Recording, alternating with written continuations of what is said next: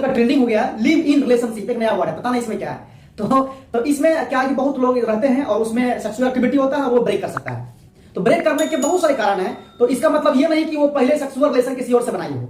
बहुत सारे फीमेल क्या है कि उंगली इंसर्ट करते हैं वजाइना के अंदर में, तो ये मेस्टुर्बेशन होता है। इस मेस्टुर्बेशन से भी झिल्ली ब्रेक करता है। हेलो माय डियर्स, मैं आशा करता हूं कि आप स्वस्थ होंगे, मस्त होंगे, व्यस्त होंगे। तो आज मैं बहुत ही इंपॉर्टेंट टॉपिक और इंटरेस्टिंग टॉपिक को बताने जा रहा हूं।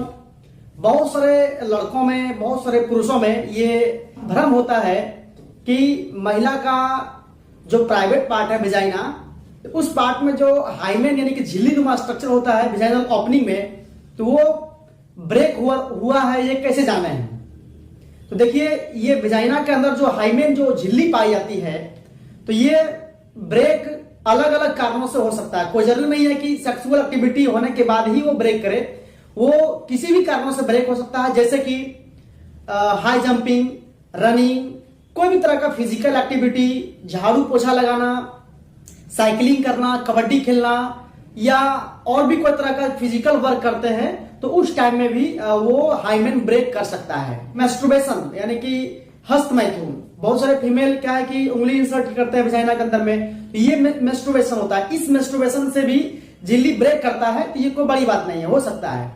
तो इस तरह का जो एक्टिविटीज होते हैं वो फीमेल में कॉमन है, इसीलिए आपको वर्जिनिटी यानी फीमेल पर डाउट नहीं। हाँ, कुछ लोग जो होता है वो ऐसे प्रवृत्ति के होते हैं जो मैरिज के पहले ही सेक्सुअल रिलेशन को कंडक्ट करते हैं, या फिर वो लिव इन रिलेशनशिप, आजकल का ट्रेंडिंग हो गया है लिव इन रिलेशनशिप, एक नया वर्ड है, पता नहीं इसमें क्या है। तो इसमें क्या है कि बहुत लोग रहते हैं और उसमें सेक्सुअल एक्टिविटी होता है और वो ब्रेक कर सकता है। तो ब्रेक करने के बहुत सारे कारण हैं।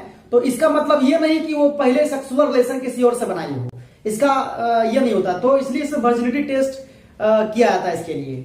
बहुत ज्यादा जनजाति ऐसे भी हैं दूसरे स्टेट में, दूसरे कंट्री में, कि वहां पर उसका टेस्ट के लिए ये सुहाग रात के दिन रात में व्हाइट बेडशीट को बेड पे बिछाई जाती है ताकि ब्लड उसको देखने को मिले। तो ऐसी कुछ भी जो प्रथा है ये बिल्कुल गलत प्रथा है। इसमें महिलाओं को प्रताड़ित की जा रही है ऐसे करने के बाद।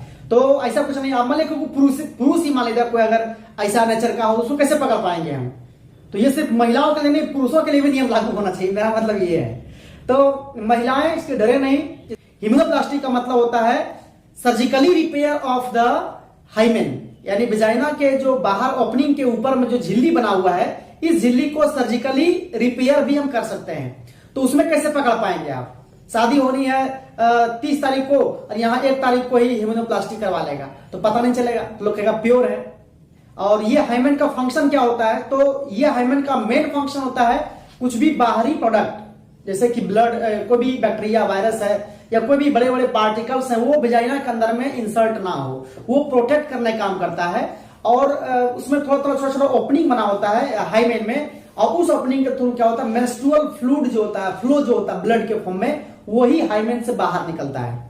यानी कि इसको कह सकते हैं जैसे कि पानी लेते हैं तो पानी का बोतल में सील लगा होता है, और ऐसे ही वेजाइनल ओपनिंग के बाहर में एक सील के रूप में वो ये हाइमेन को दिया जाता है। तो ये प्राकृतिक बनावट है, ये ब्रेक कर सकता है। तो मेरा मेन पर्पस है किसी को जागरूक करना, क्योंकि बहुत लोगों में ये मिथ्या फैला हुआ है।